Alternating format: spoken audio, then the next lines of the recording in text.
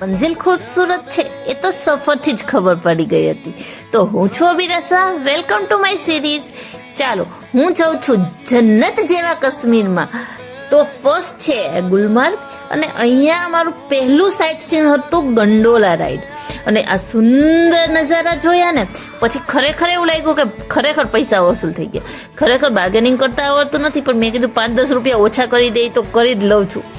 અહીંયા અમારા ફેશન તો જો બરફ જ બરફ છે, પણ ફેશનને પાછળ કાંઈ દેખાતું નથી.